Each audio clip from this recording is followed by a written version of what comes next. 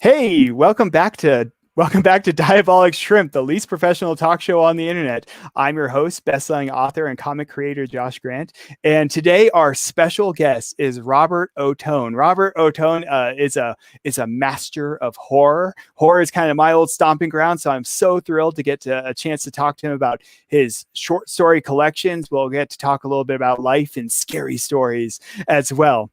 But before we get there, a little bit about him. Robert P. Ottone is an author, teacher, and cigar enthusiast from East Islip, New York. He delights in the creepy. He can be found online at www.spookyhousepress.com or on Instagram at Robert Ottone. His collections, Her Infernal Name and Other Nightmares, and People, a horror anthology about love, loss, life, and things that go bump in the night, are available now wherever books are sold. And if you want to check those out while you're listening to any of this, you can always look down in the description. We have direct links to his books, but he's been waiting in the wings and he's the master of horror, so I don't want him to have to kill me off in a book, so we better get him on here. So, Robert, welcome to Diabolic Shrimp. Hello, thank you for having me. Yeah, it's just so great to have you on here. You like, as someone who writes horror himself, that got a start in horror and became a best-selling horror author. Like, I love like your style. I love your collection. I've read both of them and they're both fantastic. So I really do hope to give some exposure to that and get some people checking them out, because you're fantastic at scaring an old scaredy cat like myself. Thank you. I really appreciate it. Thank you so much. So before we dive on into your books, let's get to know you a little bit better on this show. We love to get to know people in the classic way of show and tell. So what did you bring for us? All right. So I was torn between two different things.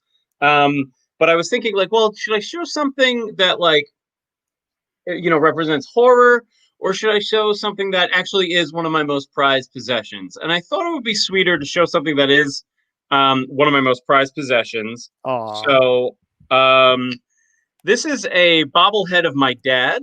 Oh, nice. Yeah, and my dad passed away in 2019. No, I appreciate it. And so I have his bobblehead here. He was a public address announcer for a local baseball team, and they did a bobblehead night of him. And so this is one of the first ones that he signed. So his signature is there, cool, with the date. Yeah. And so I have this, and I thought I would bring my Bullet Bob Ottone bobblehead. It's one of my favorite things, one of my most prized possessions. Wow, that's just so touching. I think that's the most like heartfelt this show has ever started. Thanks. You're gonna make me cry, actually, Rob. So well, in honor of your father, let's dive on in and get to know this master of horror that he raised, right? So you're a teacher, right? So let's start there, because teaching is terrifying anyway, right? But like, I mean, like you like, let's talk about your life experience. Like, what are some of the, like, the strangest experiences you've had as a teacher, right? What is one of your strange interactions that you've had, like, in teaching with somebody? You can leave their name out, so for confidentiality. Yeah. Probably one of the strangest. Okay, so I had these two brilliant 11th graders. They were just two of the sweetest girls. Like, yeah. I've never met a brilliant 11th grader. That's I used to be a teacher. Very rare. So rare. But these two, I was teaching out on the east end of Long Island, and these two girls, one had a 99 average and the other had a 98 average, yet they showed up for extra help every single day, which I'm more than happy to do. I love doing extra help. I really feel like you get to know your students better in a smaller setting like that. So these two would come in, and they were very serious, but they were also very funny. And then out of the blue one day, one of them revealed to me that they were both insane, hardcore BTS fans. So what is BTS? Oh, that's the Korean boy band. Oh, yes. Okay. All right. I know what you're talking about now. and I had never really heard of them. I certainly never heard any of their music. And one of them, Kathleen was her name, she takes out her phone. She's like, "Oh, Mr. O, you're about to get schooled." And she put it on, and they were like dancing around the classroom, and they were loving. I was like, as if I couldn't love you two anymore. This is awesome. Oh, that's fun. Yeah. That's so great. It's like it's kind of like if you ever meet a huge Doctor Who fan, you like don't tell them that you've never seen Doctor Who. You know, like I made the mistake of that once with some students of mine in the past, and they're like, "What?" Like Mr. Grant, like and it was I dove right into the whole life of Time Lords after that. Right. I love sci-fi though, so it worked for me. Oh yeah, can't go wrong now, with Doctor Who. okay, so like your kind of main genre though is horror, right? We're going to talk a decent amount about that. We're going to talk about like Her Infernal Name and other nightmares in depth just a little bit later, right? But like why did you choose horror? What draws you to horror? I think horror is the one genre where you can really explore everything, right? Like you can write a memoir, you can write a family drama, but it would be a lot cooler if both of those things had monsters or ghosts in them. Your family memoir doesn't. I was like, oh man.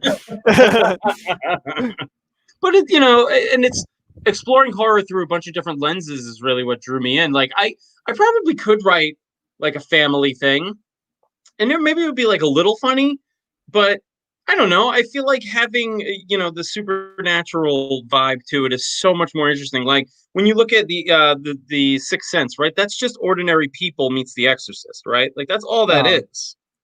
And taking those two things, ordinary people, boring.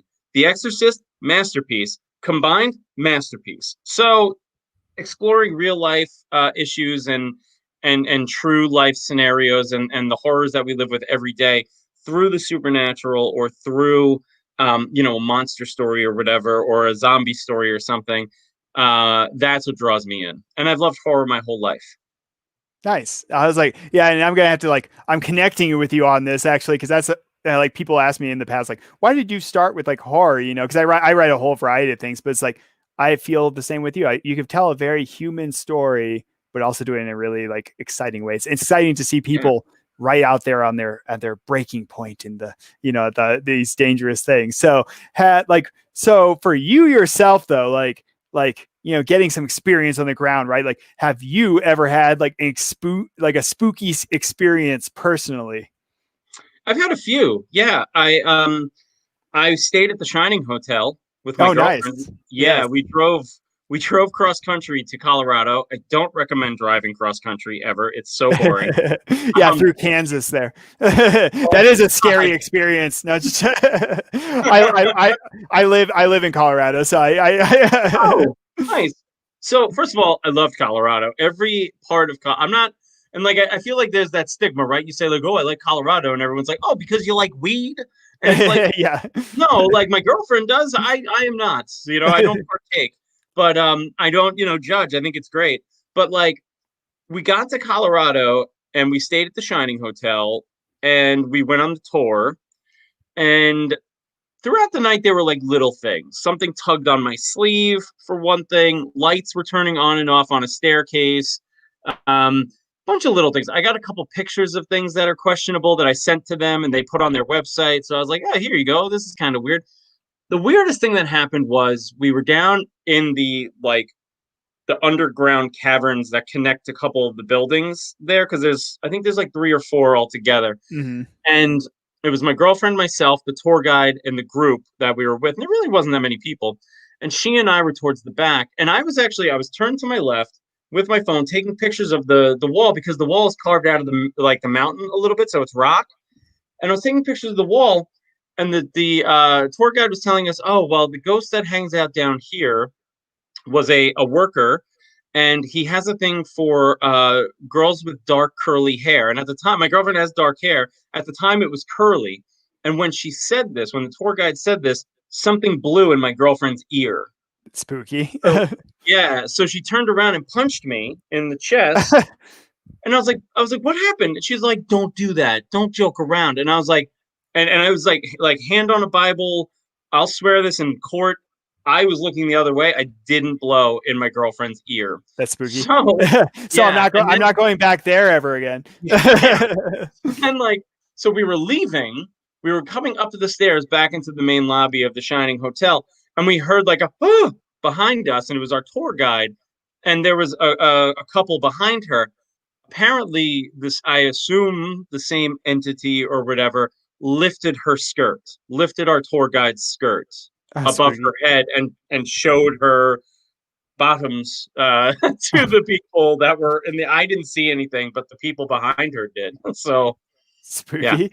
So yeah. like, well, I mean, so you're like, I mean, you guys are braver people than me. I'm like, I think it's funny. I got into writing horror, right? But I'm actually a big scaredy cat. Like I'm like I actually don't like watching the horror movie, but I also like make people watch horror movies. So it's like kind of a weird thing. But what about you? Like, are you kind of like that? Are you the scaredy cat? Are you that guy in the horror movie that's like, come on, guys, we've got this. It's like you're like, follow me. I think there are things that do scare me, but I think I'm like sort of a mix in between. I am afraid of things. I'm terrified of flying, but at the same time, I'm not afraid to. And I'm not like saying this to be a tough guy. There's really not much else that I'm afraid of. So I watch horror movies all day. If it was up to me, if I didn't have to teach or work, I would be home writing scary stories and watching Yes. scary movies. Um, but it's just I just love it, and I live for it. I love haunted houses. Back when we were allowed to go out and do things, Yep. whenever we would go into a haunted house, I would always be like the tip of the spear. Everybody would kind of force me into that, like, oh, Rob can handle it. There you go. So I love that stuff. I think, and I say this all the time because like some of my students will be like, oh my God, that's so scary when we're reading a story or something. Like we just got out of, well, we didn't just get out of Halloween, but we were reading a lot of scary stuff at Halloween, appropriate, obviously. And they would say like, oh my God, Mr. O, like that was so scary. And I was like, well, it's good. Fear is our most primal instinct. Like we should all be in touch with that. It's okay to be afraid. And I believe that. I think it's good to do something that scares you every day. And it's good to really understand the fight or flight mechanism and stuff in our reptilian brain. That, all that stuff is important. So I think horror helps us tap into that. That's why I make people come on YouTube here. It's scary to get in front of the camera. It keeps you young, I guess. I don't know, or makes me older. I'm not sure which. So like what like so for you like this you're kind of like you really are this like master of horror. You have two short story collections, but you have this like wonderful variety. So like and you've created all these things and you really do like for me myself, like I started writing horror because like I kind of ran out of things I like the type of horror I like, but I really like the type of horror that you present because it often has like something supernatural or creatures or something like that. So like what's one of the most terrifying creature that you've come up with I think that you want to reveal? I was like, I don't necessarily want to spoil any stories. I know sometimes the reveal is the excited like the climax of it. So yeah, I would say I have a short story coming out in an anthology in, I think it's March. It's not so much scary, it's more of a creature born from someone's repressed desire. I interesting. think that, yeah, I think maybe and it's scary. It could be scary, and there are parts that are scary, but it could also be incredibly liberating as well, and really therapeutic. I guess in the collection, in the Her Infernal Name collection, I'm not going to say which story it's in, but there is an ancient Goetic demon character that does show up, and I did a lot of research into this particular Goetic Babylonian god, and they can be pretty terrifying. I don't want to say what story they're in because that would give it away a little bit, but when they pop up, if you read it, you'll know what I'm talking about. I know. I always had to battle goetic demons all the time, on my way to work. So so you've written like yeah. Well, and let's dive actually a little bit more. Yeah, like dive on into Her Infernal Name. Like you've written some of these excellent shorts. So yes, hold it up there. We were all about that shameless self promotion. So get it out there so people can see it. Like so you written all these. This. I know. I didn't tell him anything. He's doing this on his own. No, just joking. So you've written all these like great short stories, like collections. And is there like some of them you would just love to expand on and like turn into its like own standalone novel? There, in the Her Infernal Name collection, a lot of people seem really connected to the short story and their support about a Brooklyn rabbi who runs a sort of a support group for creatures that go bump in the night. A lot of people like that idea. So I could see maybe expanding that into a novella or a novel. But I could see revisiting a character from my first collection, from the novella in my first collection. I have a short story that I'm writing about her.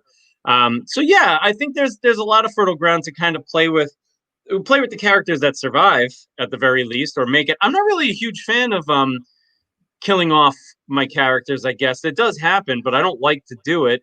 Um, because I like to think of the larger world, right? And building that world would allow people to come back. And certainly that ancient Goetic demon character might come back at some point.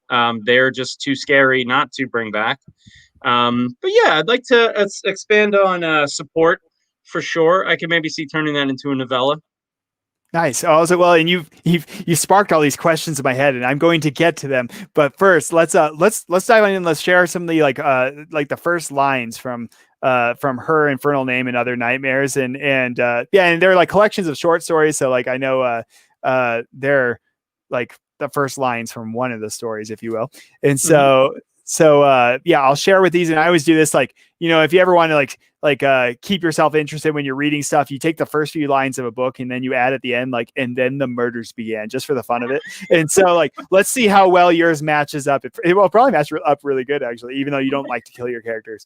So Shoshona graduated early, earning her 4-year degree in only 3 by taking multiple summer and winter classes. She received her master's degree in education and started teaching high school social studies. When Shosh, as her friends called her, went to work for a large public school in Queens, she found herself nearly able to make ends meet. And then the murders began. It actually kind of works, actually. So it's horror, you know. Things are never there's never any good things in store for these poor people half the time. So let's talk about Her Infernal Name, though. Tell us a bit about Her Infernal Name and Other Nightmares. Sure. So the whole collection was born out of the first thing I wrote was the novella, which is Her Infernal Name. Mm-hmm. All of the other pieces that came after that were really born from the same idea, because Her Infernal Name channeled a lot of my fears, fear of the economy, fear of the future, fear of missing out. A lot of different things were really in there. So I started experimenting with other short stories that had to do with fear and my connection to fear. So that one actually started as I was going to try to send it to an anthology called Midnight in the Pentagram from Silver Shamrock Publishing. And I was like, well, this would be good for that. And then I just couldn't stop writing it. So then it turned into its own novella. And I was like, well, I have all these other short stories. Let's work them all into one big collection again. So everything is centered around fear. The first collection was all about emotion and how we as people process and deal with emotion. This one is all about fear and how people process and deal with fear. And that was kind of the focal point for me with Her Infernal Name and Other Nightmares. Interesting. So it's like, so we had emotion, then we have fear, and so like, is that going to be kind of like a theme for like future collections? It could be. I have my next collection that I'm going to do is going to be in a few years, and it's definitely going to be a little more scattershot. So I don't know what the theme of that one would be. Maybe if I look at all of them again, a theme will emerge. But I haven't thought too much about a theme for another collection. I'm really focused on I'm revising a young adult sci-fi horror novel right now. Oh, cool. Yeah, and then I'm going to go into a novella, and then I'm going to go into my first full-length horror novel. So nice. Okay, so you got your work cut out for you then. So or like cut out for you because it's horror, you know. So so like what like it's okay. You don't have to laugh at my jokes. You know, I'm just joking. I'm joking with you, Robert. So like what so you do have this like wonderful variety, though. You're so creative, and I've read both your collections and reviewed them, and I loved them. So like what sparked these ideas for you in the first place? You kind of said that they all, like, these two kind of almost had like a theme to them, but like what sparked the idea in the first place? I mean, you said Her Infernal Name started with the novella, but even before that, like what kind of allows you to kind of come up with this great like mixture? I think really my life changing so much after my I mentioned at the top of the show, but after losing my dad, my life has changed so dramatically. Things that used to matter so much to me just don't anymore. And I think about that a lot. And I think about ways to sort of therapeutically deal with those things. And writing was really the only way. And of course, like I'm a firm believer in mental health and everything. So I do, have a therapist and everything. But also, I think a strong therapeutic thing is writing or creation or art. And so that seismic world and life changing event, that's what kind of sparked all of this creative output and all of this drive and all of this writing. He would be my biggest fan. Like my dad would definitely be my biggest fan if he was still around. But in a sense, the darkness and the hurt and the heartbreak and my heart being just shattered woke something in me to really put the pedal to the metal with the writing in a way that I never felt before, even though I had won playwriting competitions and screenwriting competitions. These are all things that I had done, but I hadn't done them in a decade or so. Uh-huh. And then him being gone that's what drew me back in. Yeah, well, and I, just once again, Robert, I'm connecting with you so much. I sometimes feel like, almost as an egg, sometimes you have these big events in your life that kind of cracks the egg, and that's kind of when some of that creativity leaks out, and it kind of, in a weird way, kind of like a glue almost. It helps you kind of put that egg back together in a different kind of way, And I felt that with my my horror book is actually very similar. The characters are dealing with some major things in their life, but that was from some difficult things I've had to deal with in my past as well. So I feel for you, and I appreciate you also bringing mental health and like therapy and normalizing that, because I think that's something we really need to do as a people, because that's just so important. And so what for you though, which of these, you've made a whole bunch of these stories, right? So which one of them was your favorite to create? I think the novella was definitely my favorite in this collection, Her Infernal Name. I also love, excuse me, there's a short story towards the end called Miscellaneous Ephemera. I had a lot of fun writing that one. And that kind of, I started living in this weird sort of witchcraft place after I wrote that one. And I'm still kind of vibing with the whole witchcraft thing right now. And I've written 4 other stories that have to do with witchcraft in some way. So it's strange. It's really strange to me to like the way that this collection ends is probably the way the next collection is going to begin. So I do like that. So it's gonna like blend into the next one. So which of these stories gave you the most trouble? There's a story in there called Apple Valley, and there's like the old adage, like, oh, you're either a pantser or you're a plotter. And like, I like to think I'm more of a plotter than I am a pantser, but I guess I kind of do both. But I definitely those projects I mentioned, the novella and the 2 books, those are fully plotted out in every step of the way. But Apple Valley, I was like, I'm going to try pantsing for once. And I sat down and I was like, I don't like this uncharted territories stuff. Like, this is not for me. But I've gotten so much feedback about that story that people are saying it's their favorite. Yeah. So I'm like, should I do that more? Even though I hated it, should I do? So I don't know. Like, that was the hardest one for me. That was really the hardest one. I'm kind of feeling on that too. I was like, it's like sometimes I feel like my best writing comes from the ones I struggle with the most, but I also don't like to, I don't like to just go in and I feel like I'm like just talking like out of my, I don't know, hindquarters or something. I don't know. So like, I have a question. Wait, let me ask you a question though.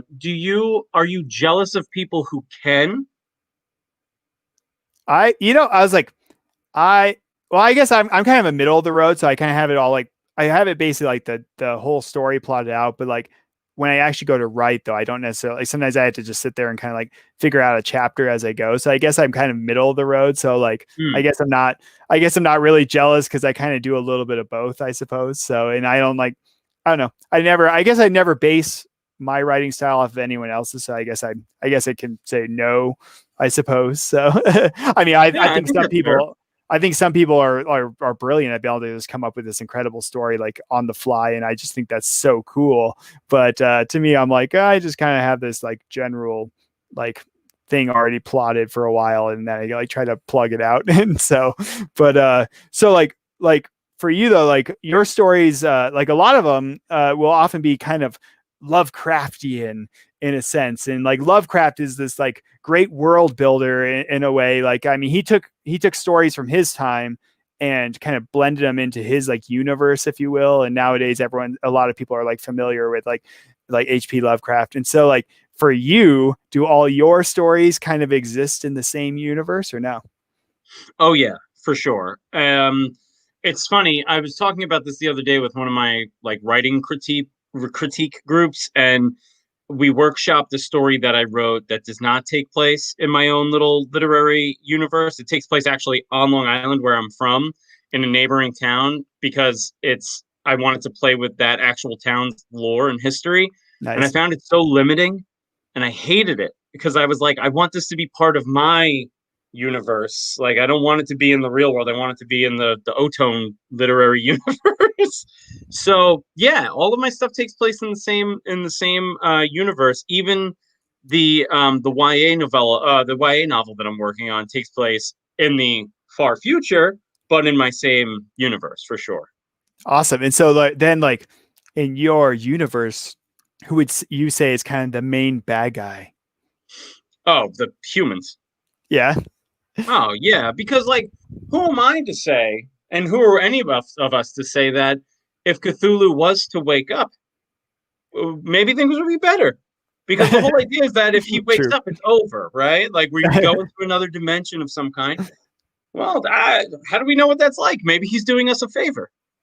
Until you run into the Yellow King, and then it's all trouble, you know. So then we're really in trouble there. So like what like so on like on like the scary meter, I guess like that we're inventing right now. So on the scary meter, which of your stories is the least scary for like for human beings like me that like to scare other people and write horror, but and like don't like to be scared? Like what's the least scary of your story on that?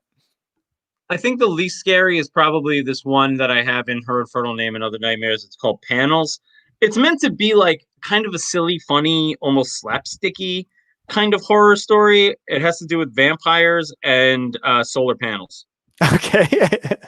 Yeah, well, I do remember that. I was like, this is actually something I should know for the audience. Like Robert had like also does a great job of blending some humor in with some of his stories. So it's like you have a great job of like mixing the tone. So it's like you have some deep ones, you have some like scary ones, and or like hit you in the face ones, and like and then you have like some of that like tongue in cheek a little bit too in there.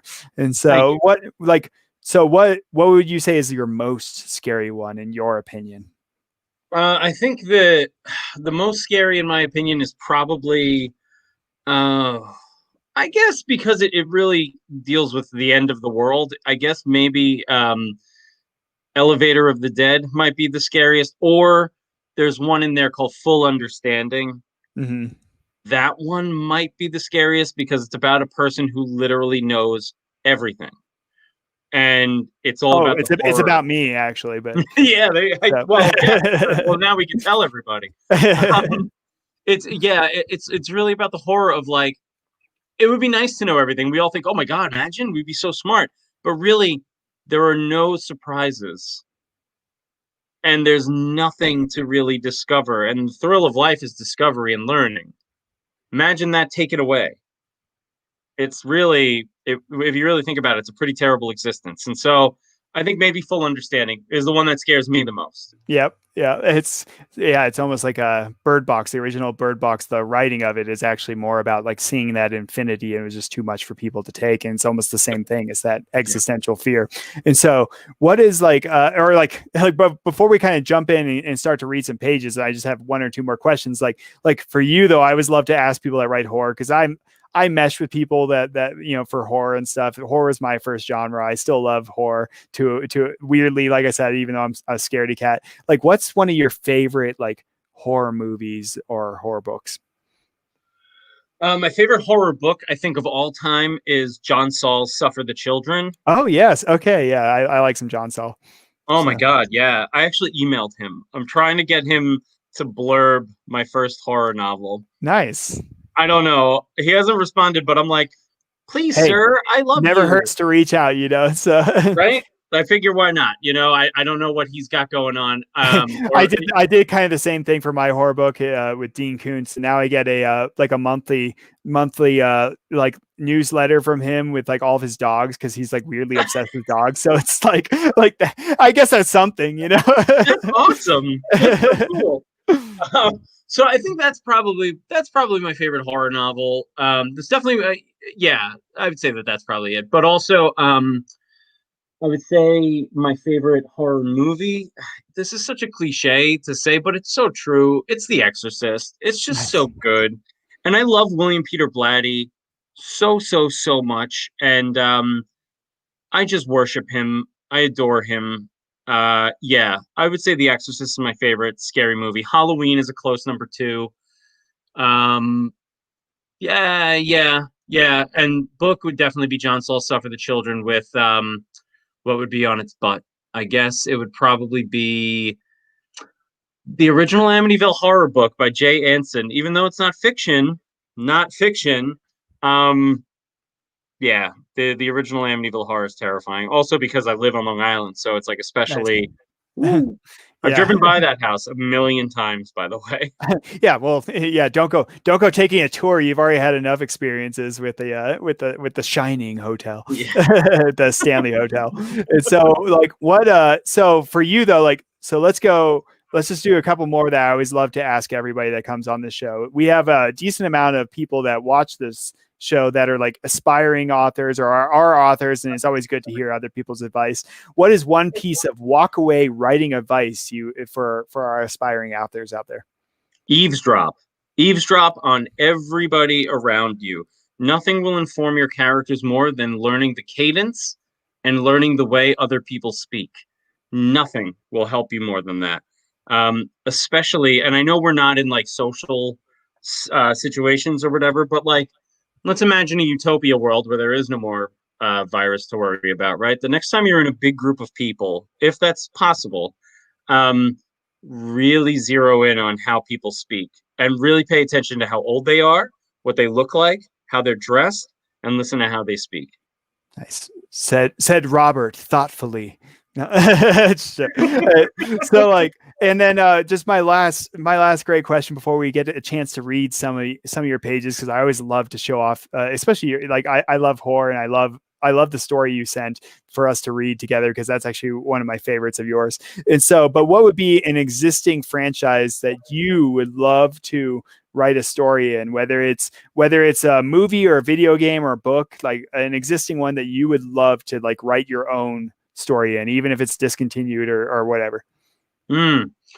Oh man, I think I used to be really into the Mass Effect video game. Yes. Oh, I love Mass Effect. A couple weeks ago, we had Chris Hepler, who worked on Mass Effect, here on the show, and so like it was My fun to God, talk to. It was fun to talk to him. I was kind of nerding out just a yeah, bit. that's awesome.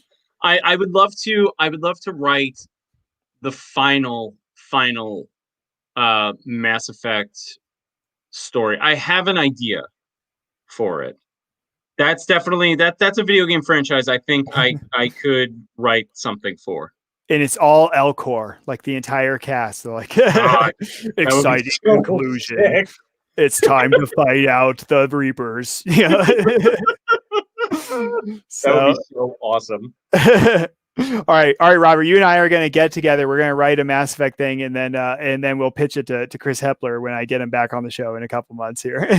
Please. So like, all right, so let's dive on in, because you're a fantastic writer and you write excellent horror. And so we're going to read a few pages from Her Infernal Name from and this is one of my favorites that you wrote as well. And so I was kind of excited about the excerpt that you chose to share on here. So set the scene for our audience. What's going on here? So in this story, it's called The Nebulous They. A serial killer called the Butcher of Manhattan has been apprehended by the joint efforts of the New York Police Department and the Federal Bureau of Investigation. But it's really not so much due to their hard work, it's more luck than anything else. So, by all means, sir. All right. And so before we dive on in, just really quick note for our audience. There is a little bit of language in here. It's horror, so it's some like kind of disturbing stuff here and there. And just so you know, especially for if you're a younger audience on here, since we do have a decent amount that are a younger audience that also like to tune in sometimes. And so here we go. I'll be our narrator, and I would love to play more if you would like to play Detective Blatty. And so, Sure. Is it Blatty or Blady? Blatty, yeah. Okay, all right. I want to make sure. Yeah. Yeah, that's what I thought. All right, so here we go. Sound good to you? Yeah. All right. What page are we starting on? What pages do you have? Exactly? Sorry, we have page 184 through 186. So excellent. All right. So you want me to narrate, or do you want to narrate? I'll narrate for us. So. Okay. I got the scratchy voice by this point, so it kind of works. So Moore nodded. He sighed and leaned back in his chair. His hands were shackled together with handcuffs, looped through a metal bar on the top of the table between them. When I removed her kidney, she pissed herself. Did you know that? I bet you did. The human body is deliciously strange. All sorts of crazy shit happens to it when you start applying certain pressures. Removing a kidney, for example, results in the involuntary loss of urine. How delightful. Why do it? What do you get out of it? Out of what? Exploring the human body with knives, scissors, and X-Acto blades? What a dumb question. Why not ask me what I don't get out of it? Moore said, laughing. Fair enough. Why the kidneys, though? Why not take something a little more symbolic, like the heart or the eyes or something? Now, that's a good question, Officer Blatty, Moore said, smiling. The kidneys are what they eat. Blatty stared at Moore. They? He leaned back in his chair and looked toward the two-way mirror in the observation room of the station, where he knew the FBI agents were hanging on every word. Who are they? It would be so much easier to just show you who they are, but Moore jingled his handcuffs. They're everywhere. At all times, they see things. They know things. They're us, but they're also them. You have to understand that what you just said doesn't make a lot of sense, Mr. Moore. To you, maybe. To the agents behind the glass, maybe. But to some, it makes perfect sense. Blatty stood up and walked to the wall. He crossed his arms and leaned against it, thinking. Tell me about them. Why do they make sense to you? Well, because I've seen them, Officer Blatty. They came to me, asked me to get them what they needed, Moore explained, his matter-of-fact tone of voice unsettling to Blatty. Why couldn't they get what they needed on their own? Why ask you? Because I was available to them. I was in the right headspace, man. That's all. Moore shrugged. Could have been anyone, really. You, even if you were in that zone, you know. What zone is that? Moore shrugged. I was at work, bored as usual, running figures, making the company money. My secretary informed me that my lunch date with Paul Denton was being called off because Paul couldn't get away from the office. I guess I was just annoyed, and that's when they slipped in. Blatty stared at him. So because your lunch date was canceled, you started killing people and cutting out their kidneys? Moore rolled his eyes. If you're just going to give me the runaround, then just lock me up and let's just wait for them to get here. You're supposed to be cool about this, Officer Blatty, not all boring and running the FBI's shitty playbook page by page. I'm sorry. You're right. Blatty sat back down. The smell was overpowering to the point where his eyes began to sting a bit, like chopping onions. Please, continue, Blatty said, rubbing his eyes. You okay? Something in your eye? You stink, Mr. Moore. You smell like... Like they do. Blatty stared at Moore. I wish you could explain who they are. They will be here soon enough. They have what they need now. Anna was the last one, of course. I was going to the movies to celebrate their arrival. There was a low rumble, like the sound of thunder.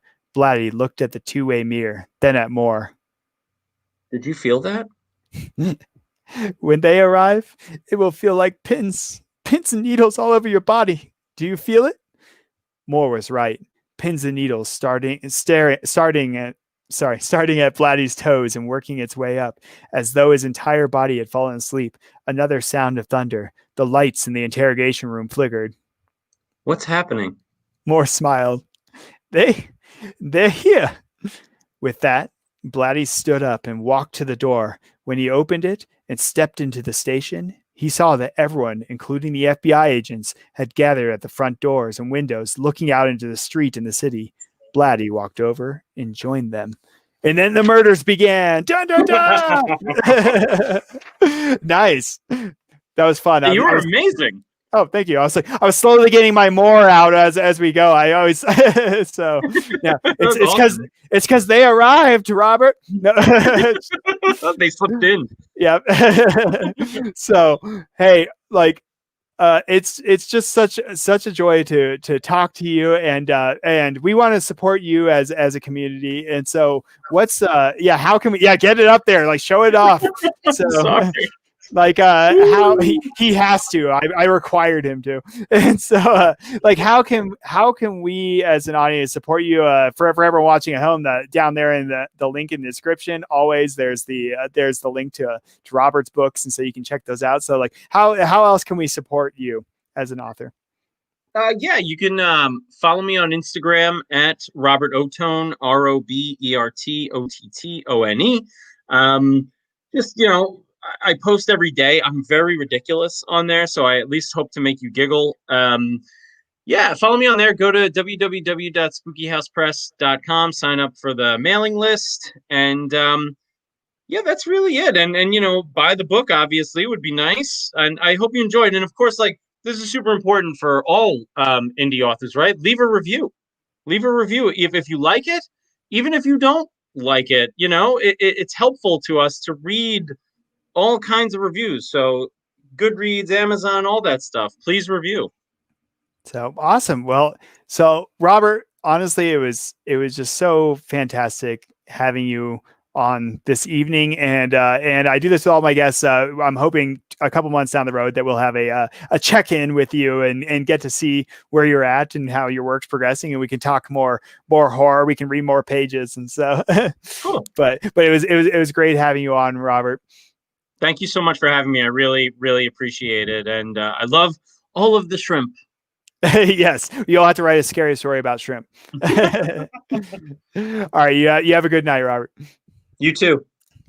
Well, that was Robert Ottone. Like I said, his books are down there in the description. If you're in the mood for something spooky, I know we're going into the Christmas season, but hey, if you know someone that loves spooky stuff, check out those books down there. Buy it as a gift for them. And if you want to support this channel or diabolicshrimp.com, you're more than welcome to check out my books down there. You can subscribe, you can write a comment down there and let Robert know like what's a great idea for a good short story coming up or something. I'll be sure he gets that. And if you buy one of my books, a portion of the money always goes towards universally good causes like ocean exploration and childhood disease research. And so please do support us. If you want to support us for free, hit that subscribe button. But we really appreciate having you. And this has been another Diabolic Shrimp. Have a good night.